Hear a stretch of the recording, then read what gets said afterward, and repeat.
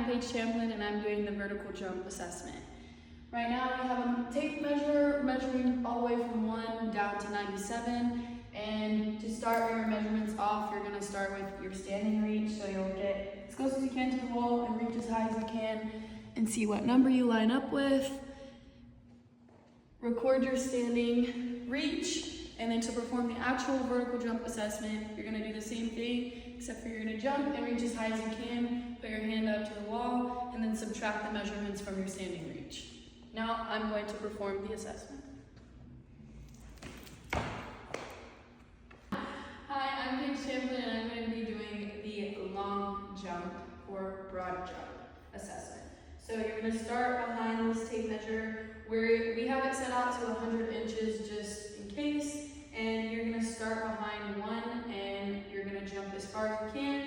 And I'm going to take the best performance that I can do and she will come and video where my results are.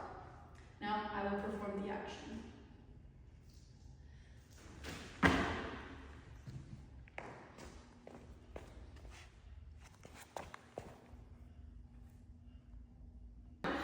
Hi, I'm Paige Champlin and I'm going to be doing the sit and reach assessment.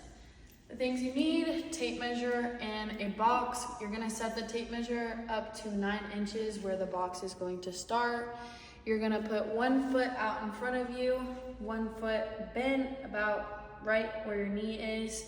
You're going to put 1 arm in front of the other and the other hand on top, and you're going to reach as far as you can and do it 4 times, and on your 4th time you're going to stop and record your data.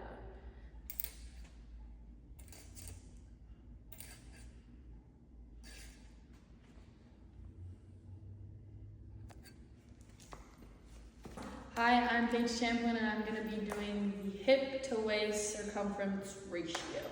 So you're going to need a flexible tape measure that can go around your body, and you're going to take the measurements of your hip and your waist and divide them and come up with a ratio.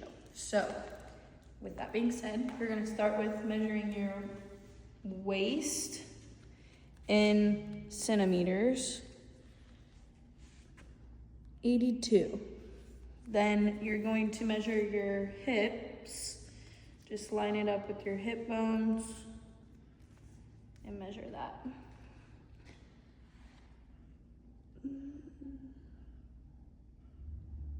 Okay.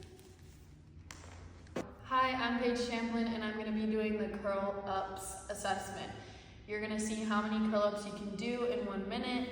With that being said, you need your knees bent. You can separate your feet however wide apart you'd like. You're going to lay on your back. Make sure your knees are still bent and your feet are right underneath. And you're going to see how many curl ups you can do in 1 minute.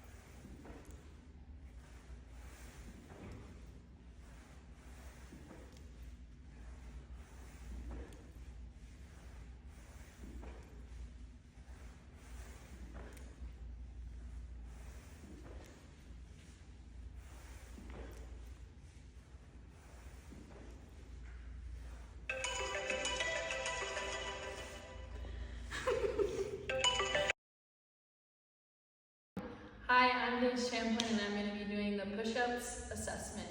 You're going to calculate how many push-ups you can do in 1 minute, record your number, and there you go. So we have a 1 minute timer set right here, and I'm going to press start, and then we will see how many push-ups. Fair warning, not very strong, so it's probably going to be very little, but it's okay. Okay, ready, set.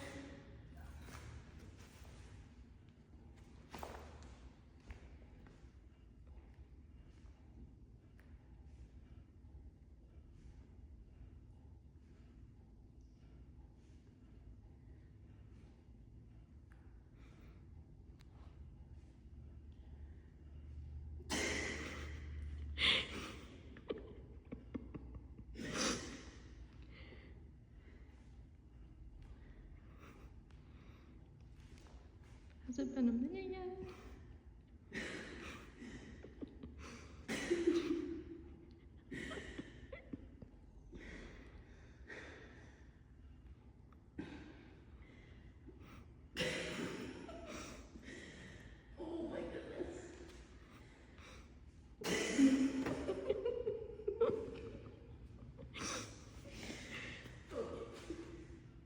This is the longest minute of my life.